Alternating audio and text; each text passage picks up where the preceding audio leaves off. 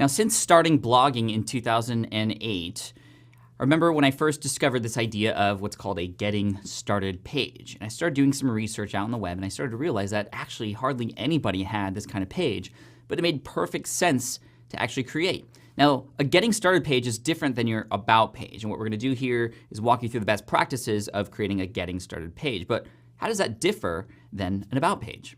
Well, an about page is really about you and the website and what it can potentially do for the person who is there, who's the author on the other end of that content. But a getting started page is different. A getting started page is from the archive of all the stuff you've created. If somebody were brand new to you and the concept of what you teach, what things would you want them to do or read or watch or see first?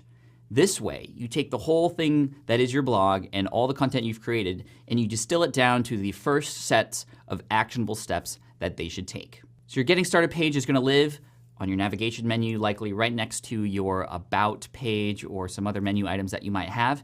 And on that page, in addition to some of the videos that you might want people to see and some of the first steps that you want them to take, you're also going to have the opportunity to share some of these products that you are an affiliate for. Ones that, of course, make sense for some of their first steps.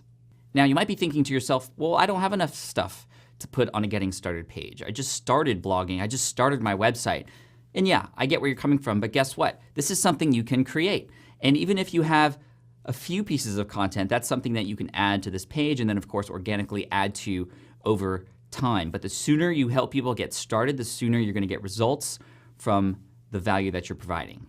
Now, the real benefit here is, like when you think about a blog and how it's created chronologically. If you were to tell somebody, hey, you're brand new to my stuff, just start in the beginning and read everything that I've posted or every recording that I've made since then. That's just ridiculous, right? Like the benefit here is you are helping people cut through all the noise to find all the stuff they need to get started. And again, that includes potentially, if it makes sense, the products that you're promoting as an affiliate. So for right now, I'm going to take you into the computer. I'm going to teach you some best practices and show you some examples of getting started pages that you can use for yourself and adopt for your own brand. So let's go right in. So here we are on the homepage of Smart Passive Income, and you can actually see that right here is the Start Here button. And actually, it takes you to the same place if you click on this Learn More button. This page is so powerful and high performing that I've made it my primary call to action. You'll notice a lot of websites, they want people to initially subscribe or go somewhere else. My goal is to get people onto this Start Here page from the homepage because I've seen just the results of what happens when people go on there, and I know that this is the most helpful thing I can offer right up front. So I'm going to click on Start Here at the top, and you'll notice that this goes to a page where it introduces a little bit about myself, just a little bit, but then it goes into the content. Okay, so what does passive income mean? And the reason why I wanted to share this is because there's a lot of different definitions for passive income. So this sets people up primarily for learning about passive income in the way that I teach it, meaning building businesses that can be automated up front and can pay you back and reward you over time.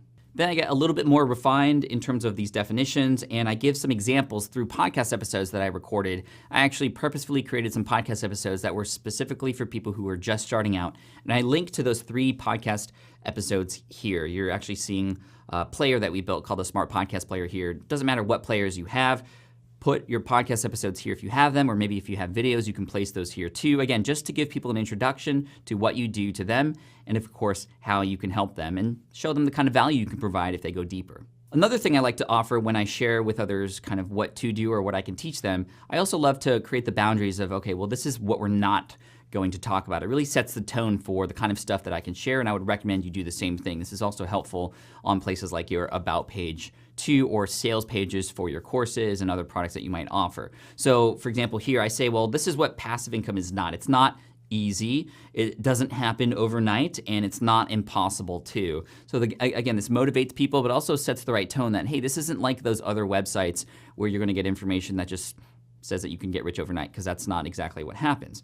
Now, here is where I get into the first product that I offer, and this is an affiliate product. This is for a hosting and domain company that I recommend when people get started, and this is the #1 thing that I've promoted. There's some case studies and such in the bonus area where you can get more in-depth information about how I've promoted Bluehost, but you can see it promoted here. Again, this is on the Getting Started page. So hey, you want to get started? Essential #1, a website with a blog, and of course I go down here and you'll see a nice little featured area with a promotion and a call to action to get Bluehost. Now, of course, this price is one that I negotiated for a deal for my audience from Bluehost, because like I said earlier, that relationship you have with that company can be really important and beneficial for you and the success you have with the promotions that you do. And also, I've negotiated a higher than normal commission as a result of this kind of promotion that I offer. And this is kind of something that I shared with them. I said, hey guys, over at Bluehost, I'm creating a getting started page. I'm thinking about featuring Bluehost there as the sort of top recommended product. Is there anything we can offer my audience in exchange for this featured promotion? Maybe a higher commission, because this is going to be performing very well for you. And of course, we were able to negotiate those terms.